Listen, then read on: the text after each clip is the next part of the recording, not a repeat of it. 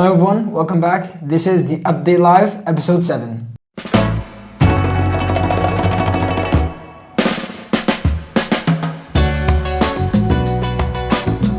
I'm Noah. And I'm Aarika. And today we have a lot of big news to cover today. So first off, Aarika, do you want to start us off with perhaps the funniest thing we have today? The first thing is the Epstein files leaks, the Trump blowing Bubba email and political fallout. So a massive archive of Jeffrey Epstein related materials was released by House Democrats. Over 20,000 pages of emails, contacts, and personal schedules. The most viral moment came from an email written by Epstein's brother, Mark Epstein, referencing Trump blowing Bubba. Many assumed that Bubba referred to Bill Clinton, but Mark later clarified it was a private joke about a non-public individual. So this took wildfire on TikTok, and I mean my For You page got flooded with it. I'm not sure about you. I don't have TikTok. Oh, okay. Anyways, my For You page got flooded with things, and also like the email said, "Oh, does Putin have the video of Trump blowing Bubba?" So that one I just found it quite funny, and I thought we could put it in there. So the file also includes claims that Trump was aware of underage girls around Epstein's circle, and Trump strongly denies this. The White House accused Democrats of releasing the files as political sabotage.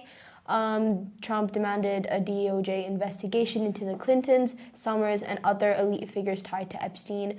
The Epstein Files Transparency Act gained renewed attention, which would force the DOJ to release all remaining sealed Epstein documents. So this is quite funny, as we just said.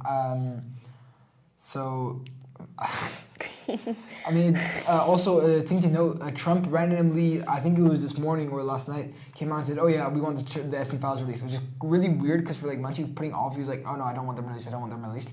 And I mean, randomly, there's like he's on those, isn't he? Yeah. So randomly he's not. Well, I mean, we clearly just saw that. But why does he want them all released? Yeah, this is all really weird. I'm not sure what the play is for. Maybe he's just Trump saying it so strategy. that people will be like, "Oh my God, yeah, Trump, let's get it," and then he's gonna be, "Actually, no, guys, I don't want it released." Yeah, I don't know. I mean. Yeah. In other news, the U.S. government reopens after a 43-day shutdown. The U.S. government officially reopened after the longest shutdown in U.S. history. A temporary funding agreement keeps agencies open until 30th of January 2026. Federal workers will receive back pay. This is a massive and a huge deal, as many people were concerned about this. Mm-hmm. Smithsonian, museums, national parks, and federal agencies are reopening. SNAP benefits are being restored across states. The conflict centered on healthcare subsidies, border policy, and internal Republican disagreements. So this is why we had the big issue about the whole government shutdown in the first place, and also it was with the Democrats as well. Just to mention that. Yeah. The Democrats criticized the deal for not including permanent protections for ACA subsidies. Another shutdown remains possible in February if no long-term agreement is reached, because this is only a short-term one, as we just mentioned. Yeah. So there is still the risk that we see another one, which would be obviously catastrophic for the Trump administration, as now we have the midterm elections looming over him. Yeah. Aarika, do you want to present our next point? So the Israel-Lebanon border tensions are intensifying. Israel carried out one of its largest strikes in months on Hezbollah positions after rocket fire hit northern Israel. Hezbollah claimed to target military sites. Israel reported damage in civilian areas. Displacement continues with communities in northern Israel still evacuated. Lebanon's weak economy is struggling to absorb the fallout of escalating tensions. U.S. envoy Amos Hochstein returned to the region to prevent further escalation. So they just got out of Israel-Gaza and now they're going to this. Yeah, so, I mean, Not great for the region. Not at all. No, we're seeing more and more tension building More up, conflict, leading up to something we don't Everything's know. just escalating and escalating and Exactly. escalating. And I mean, with alliances, we just know that this can be catastrophic for any like nation who wants to step forward and like make a full attack and then have their ally behind them. And if they make a full attack as well, then I mean, it can be catastrophic to our global diplomacy and peace. Yeah. Moving on, China announces major economic stimulus. Beijing unveiled a 1 trillion yuan stimulus package aimed at stabilizing the property market and helping local governments manage debt. After the collapse of Evergrande and continued real estate weakness, investors' confidence remains low. Youth unemployment remains extremely high, though official statistics are partially withheld. Xi Jinping called for patience and long-term discipline as China transitions to slower growth era. Because as you know, China's economy has been almost just going up. Yeah, it's been growing at a massive rate. Extreme rate for years and years, and like I believe it's one of the biggest economic powers right at the moment. Yeah, and I believe 1 or 2 years ago they had their first not like they had a year where it wasn't as big.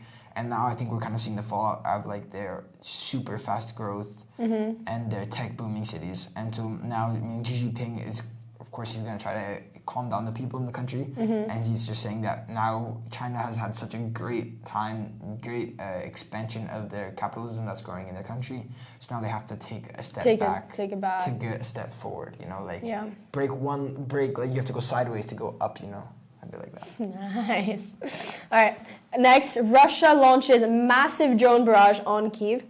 Kyiv was attacked by over 80 shared drones, one of the largest strikes in months. Ukraine intercepted most of them, but key energy infrastructure was damaged. The attacks come as winter begins, heightening concerns about Ukraine's energy resilience. Russian territory was also hit. Belgorod suffered explosions at an oil facility. EU ministers met to discuss another sanctions package, though disagreements remain. So this is actually quite interesting because we were talking about, I believe it was last episode, how that the world has kind of shifted views away from was last episode or the one before? And so it's now interesting that we're actually coming back to them. Yeah. Interestingly enough, and also we have had on our first episode, another one I don't remember which one is. We talked about Russia and drones, Russian drones, and Russian sanction packages. Yeah. So Russia's kind of sprinkled in all of these episodes. I mean, yeah, actually. Yeah. Majority of them. Majority of them we have mentioned Russia, and a lot of times it has been with drones. And we've also mentioned Israel, and we've also mentioned US and China. Yeah. So we mentioned a lot of world global superpowers. Who would have guessed? Geopolitics video podcast, and we mentioned a lot of big global superpowers. Oh my Who would have guessed? No, I would have never guessed. No. That was sarcasm. Yes. All right. Next one. Is this you? Did I just say that? It's you. It's me? No. Yeah. I just said the thing before. Oh yeah. Sorry. COP30 summit reaches funding breakthrough. At COP30 in Brazil, that we were talking about last week, that the U.S. delegation was not sending anyone over there. No, that was not. That was G20. Oh, that was G20. Sorry. We didn't talk about COP30 last week. We talked about COP30 before, though. We'll check that later. Yeah. At COP30 in Brazil, negotiators agreed to a $500 billion loss and damage finance structure over the next decade. Wealthy countries, including the US and UK and EU, states pledged initial contributions. Developing countries argued against the funding is still far too low and below the trillions needed to actually make fundamental change. Brazil and India pushed for revised global trade rules related to carbon border taxes, and large youth and indigenous protests took place around the summit. So I'm just going to touch on the last point there, as there is actually, this video will already be out once it's happened, but the YAS Youth Activist Summit is happening this Thursday at the UN. Mm-hmm. This is recorded on Tuesday, by the way, if you didn't know. Yeah. So Every Tuesday, but the videos come out on Friday, like all these stuff with the update. So there are the youth. We're seeing now the youth cares about the the global Climate situation. global climate situation. That was the word I was looking for. Thank you so much. As many people say, the youth don't care, but Yeah, actually, there's like this big stereotype that we don't care, and we that do. we really do. We're really the do. ones who are gonna live through this. Through this, so not the older generation, but us. yeah, we're gonna have to deal with this. So Yeah. we definitely do care. We do care a bit. Not a bit, a lot. We care a lot about this. This will be our world that we'll take, and we'll hopefully be able to pass it on after we make great reforms. Yeah. As right now, like there's so many problems with global climate change. Yeah. On like this, focusing on this. Hopefully we're able to make Hopefully reforms. we're able to make it better. It's nice to see that the more wealthy countries are coming in to put in money, but it's interesting that the developing countries are actually arguing that the funding is too low. Because right now, what we have on our sheet is that the wealthy countries are taking most of the deal. Yeah. And it's kind of like, well, if you guys want to really care about it, and you guys are saying, oh, trillions are needed, where is your trillions that you're giving to this deal? Yeah. So that's just a point that I want to make. Just see like, hey, if we really care about this, maybe we can make more contribution per se. Aarika, do you want to present the next one? Yep. All right. So Mexico sees a massive anti-government protest. So over 250,000 protesters marched in Mexico City against President Claudia Sheinbaum's judicial reform proposal. Critics say the reform could undermine judicial independence. Supporters of the reform argue that Mexico's court require restructuring due to corruption. Former President AMLO remains a dominant political figure and is seen as influencing the reform push. God, that was a mouthful.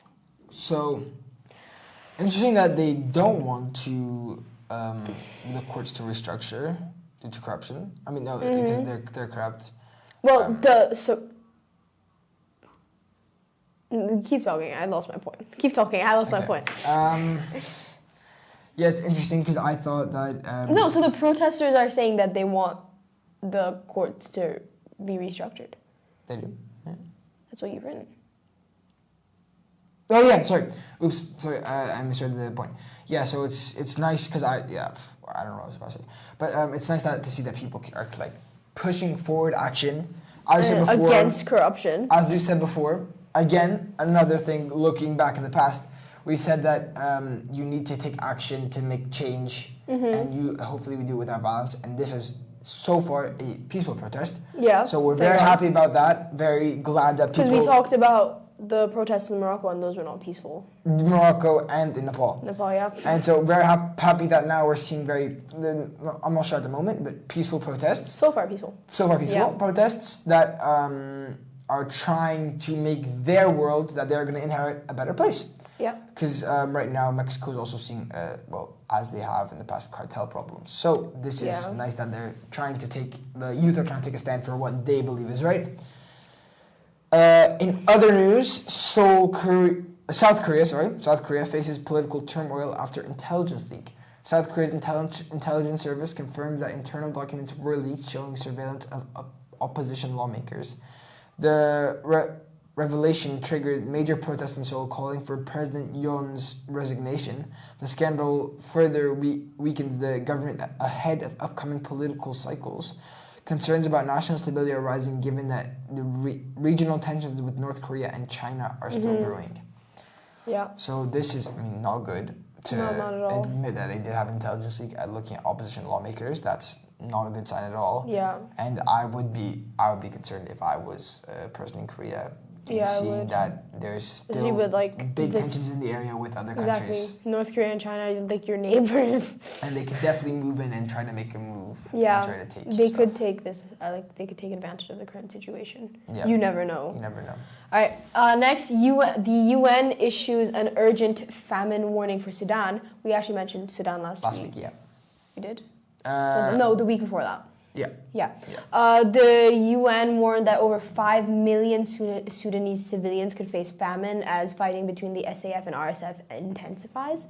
RSF advances in Darfur have triggered huge waves of displacement. Humanitarian corridors remain blocked, and aid organizations report the crisis is worsening weekly. The conflict is now one of the world's fastest growing displacement emergencies. So we talked about 2 weeks ago about the satellite images of the, you could see blood and satellite images. Yeah, the genocide. And so now we're seeing even more displacement. We're talking about displacement as well. So now we're talking about more displacement before. This is obviously a tragic event. And 5 million civilians is a huge number. That's like almost half of Switzerland's population, just to put it into perspective. I believe Switzerland has 12 million people, so... Switzerland population. I'm going to cut this out. 9.5. So 9.5 million. So this is more than half of Switzerland's population being displaced.